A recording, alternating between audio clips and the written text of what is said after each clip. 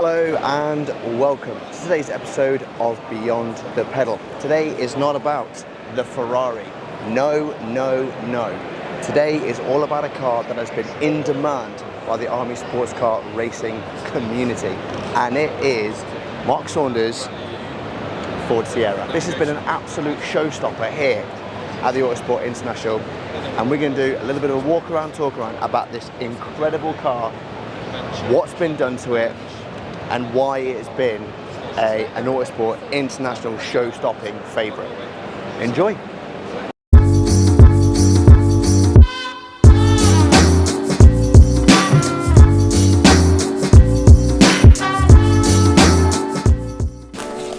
Okay, very quickly, I just want to talk about this, the Dad Planner. This is everything you need to help you on your way in your early stages of fatherhood. If you're not a dad right now, but you know someone that's going to be, this is going to be an absolute lifesaver for them. Inside, you've got essential check-ins, you've got a daily to-do list, notes and reminders, daily gratitude, daily check-ins. It is perfect. 1, for dad's mental health, and 2, for dad to be able to come in and do those things that he needs to do, especially if you're not too sure. It's 2 o'clock in the morning, you're tired, you don't know what's going on, and you think, oh, I've got things I know I could be doing. Dad Planner's going to help you out. It's got those essential to-do lists, and yeah, this, honestly, I absolutely love this. There's also plenty of reminders, there's also little daily challenges, reflections that you can do, all things to make your life and fatherhood a little bit easier, and just gives you the opportunity to make those lasting memories with your little one. If you want to know where you can get all of this, head over to Amazon, grab yourself a copy of the Dad Planner now. Yes, the Dad Planner, an absolute must from Beyond the Pedal. Right, back to the episode. Here we are, joined by, well, a man who's kept this thing secret from the people for too long. And the people have spoken, they want to know what this is, what you've done to it, but we won't talk about pound signs. No, because that's shabby, and we don't talk about that. we talk with passion about these cars, and this, yeah, and we were talking about money. You normally say it was frankly a waste of money, but fortunately these things are going up in value. So I'm favoured a month at home. I'm not getting away with not buying other cars. So yeah, this is my very old Sierra Cosworth, 1986. It's a genuine car. It was my road car many years ago. And I realised I was driving like a lunatic. I was rallying at the time. I had lots of other toys, TVRs and things like that, and motorcycles. And I did a couple of track days in Sierra Cosworths that belonged to a friend of mine. And I loved it, and it was less stressful than some of the rallying things I was doing on the British Rally Championship. So I got into one of these, and it's been a slippery downward financial slope ever since. However, that being said, of all the cars this weekend within our stand, not to mention the Ferrari is here, this has been an absolute showstopper. So I know there's many Army sports car racing fans out there that will adore Will's Ferrari, and let's be honest, Will's car as a racing car, I reckon if Will and I set off on a fair, someone like Snetterton, within 4 laps, Will would be lapping me. So, you know, the technology in this car, and I've been out in this car, it's phenomenal. The things it does are mind-bending. Who'd thought something in a corner so harshly and so aggressively, but be so compliant and let you know and talk to you and let you know what's going on. This thing is different. This thing is, let's be honest, it's trying to kill you half the time. It's like 1970s technology, so there's some clever bits and pieces in there, and there's some clever suspension under there, but it's still a difficult beast to drive. And that's my excuse, and I'm going to stick to that. So I can pedal this reasonably well, but it is on the edge. It's a bit of a handful. It's 539 horsepower. And it comes on quite quickly sometimes. Run that number just one more time, because you'll have to speak into my good ear, because it sounded like it was a 4-digit number. Yeah, so it's 539, and these, you know, there's lots of people that throw these numbers around. So I don't dyno the car. I take the engine out, and it goes to the guy who backs my car, a guy called Harvey Gibbs up at Super Car Services.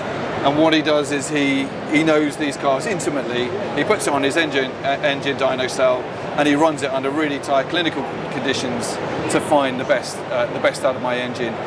He can take it up extremely high, and a lot higher than it is now when it comes to boost, but he tends to bring it back some, and it's now a lot more reliable. I know it's bizarrely, 540 odd horsepower. The gearbox makes it very, very enjoyable to drive. It's a Quaife QBE 69G, so quite an expensive gearbox. Mike Quaife is a good friend of mine and did me a great deal on it. It's phenomenal.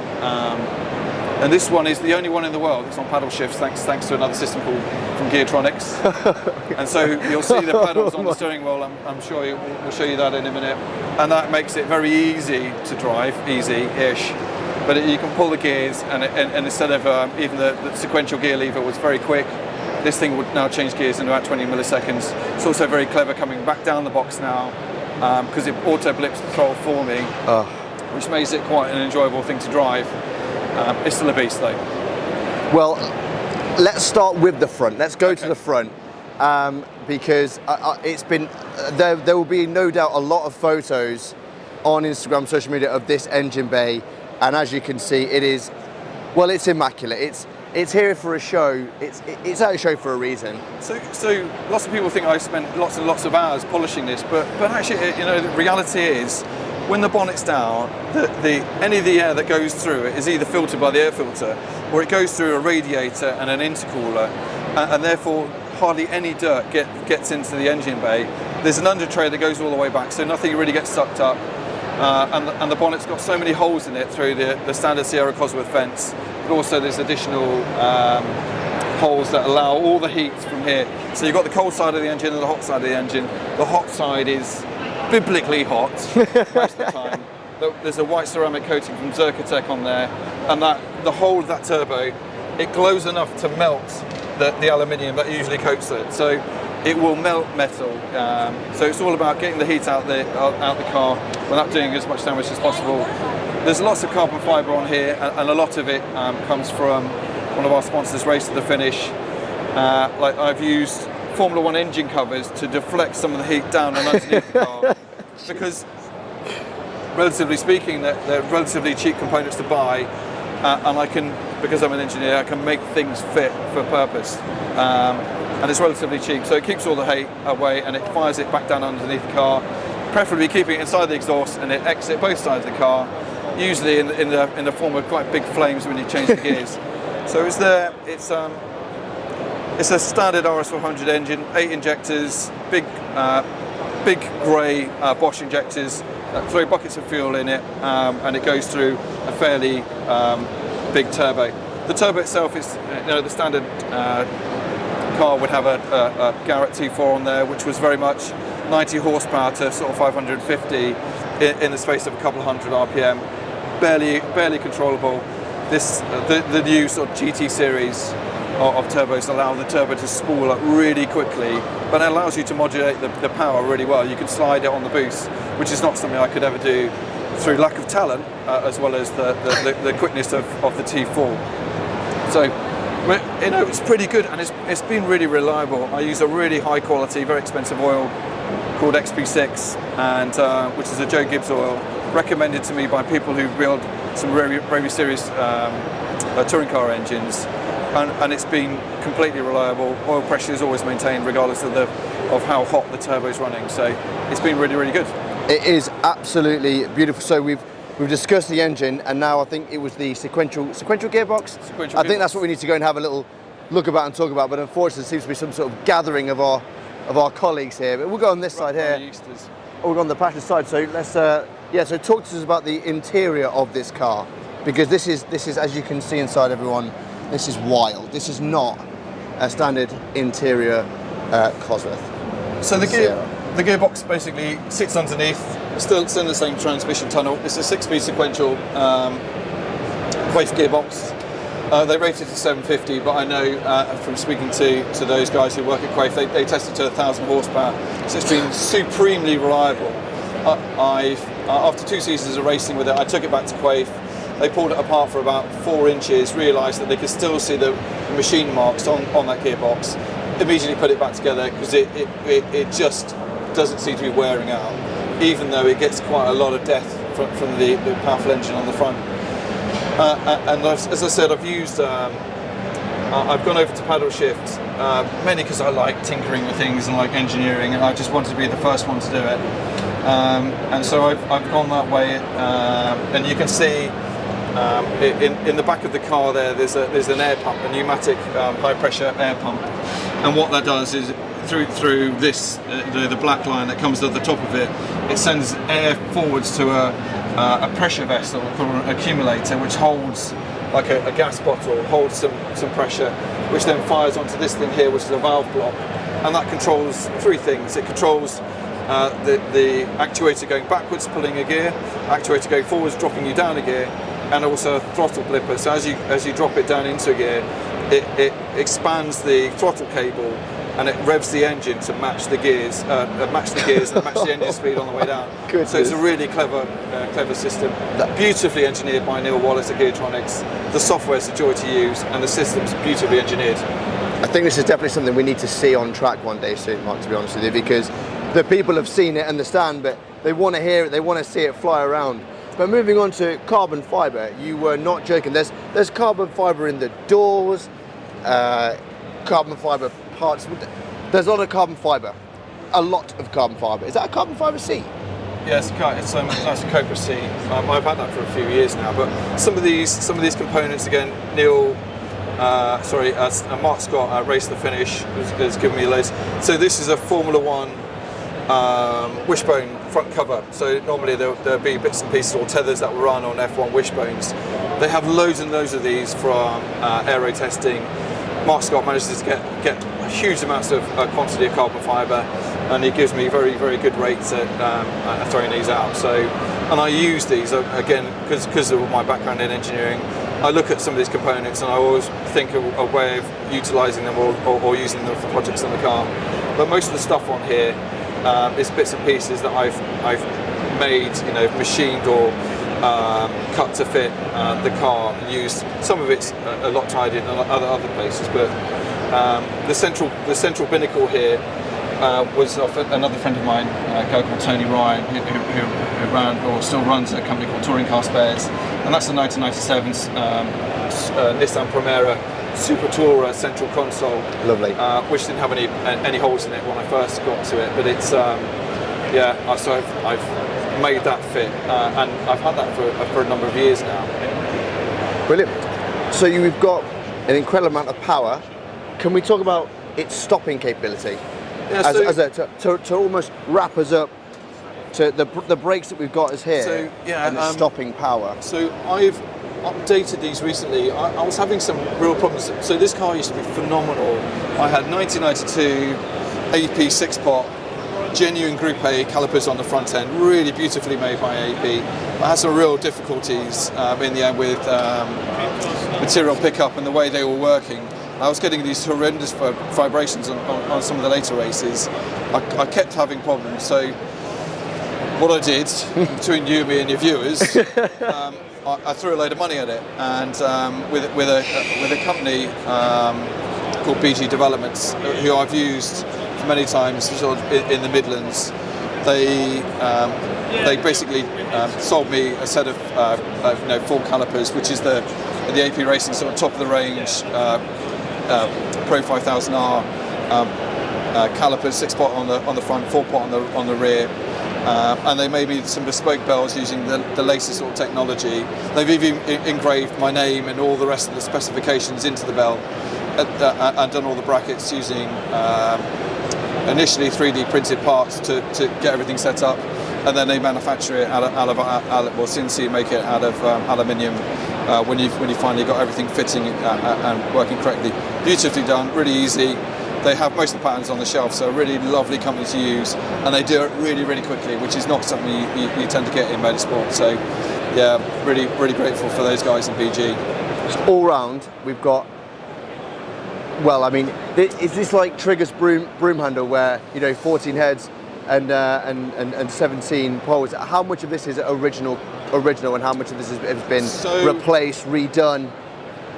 The originality, I would really have to think about what's left that's original. I mean, the shell itself is clearly original. Yeah. The running gear, I don't think I've got anything on the car. The whole back end of it, and I don't know if you can get underneath it without any decent light. The whole back end of it is a Group A thing. So magnesium arms. There's quantum shock absorbers. Was a guy who used to work in Formula One. Again, someone recommended them to me that was very successful in club and racing. They're wonderfully put together. Absolutely, the quality of the components is there. The downside to it is it's still a 1970s design in a 1986 sort of body, so mechanical grip is questionable at the best of times. In the Armed Forces Race Challenge we have to run List 1B tyres, so that's a sort of treaded road legal tyres when this thing really needs very, very wide slicks to get up to temperature. So, but the back end's pretty impressive. It's got a Ford 9-inch diff, which is the thing that can take the power, runs really well. Both the gearbox and the differential are cooled. The gearbox has got a mechanical pump in there from Quaife, which operates all the time. The diff has got its own cooling system, which triggers when it starts getting warm, about 80-90 degrees, or I can control it from a switch on the dashboard, and that's mechanically pumped around. So. Wow. So basically, the shell is all that remains. Is all that remains. But I suppose final question: are we going to see this car on the track in 2024? I hope so. I'm hoping to shake it down. There's a few bits and pieces I've got to calibrate. So I'm hoping to take it to Donington when the team do their selection day or the test day later on in the year. I live quite close to Snetterton, so hopefully I'm going to get out with the sister car to this. Is another 3-door Cosworth, and we'll muck around. We're planning on doing hopefully some PR events at some point this year. And when both these cars and a good friend of mine get quite close together, we're quite competitive, but we also respect each other enough to get quite close. And some of the pictures that were taken last time we went out together were epic. Both of us sliding cars at Silverstone, looking really close, looking like we're racing, but we're driving 80%, compared to what these things can do. So, fingers crossed, we should see it out. Hopefully see some flames spitting out of that exhaust. But well, thank you very much, Mark, for your time. It's an absolute pleasure, and I think, as I say, this has been an absolute show-stopping favourite. It's had plenty of comments, and that must make you, that must make you feel good. It does, and the funny thing is, I tend to approach the young people that look at it to say, do you know what this is? Because the old boys here have always got they've seen Sierra Cosworth, and there's a huge fan base for these cars. It always fascinates me how many people are drawn to Sierra Cosworths. Everyone's got their story. That someone in their family's owned it, their grandfather had one, or someone knew one that was stolen because they were very thievable back in the 80s and 90s. So there's everyone's sort of got a story about Sierra Cosworth. There's always a family tie, and they're reaching this legendary status now, where some of the original historic touring cars are worth epic amounts of money, and there's still a Sierra Cosworth, but it's one of those cars that's got a bit of a cult following for sometimes the right reason. Absolutely, and it's definitely drawn the crowd absolutely today. But well, thank you so much for your time, Mark, and hopefully we'll see you and the Cosworth at Donington. Cheers, Mark. Thanks a lot. Thanks very much. Well, I've managed to get myself inside this outrageous Sierra Cosworth. It has been a huge showstopper here at the Autosport International Show. A huge thanks to Mark for giving us his time to film this outrageous car. It's a bit of a nightmare getting in and out of it. But yes, hopefully you've enjoyed today's episode. It's been mega getting to see this thing. Like I say, forget Will's Ferrari. We want to see the Cosy. That's what it's all about. Anyway, guys, thank you so much for watching. I'll catch you on the next one. Bye-bye.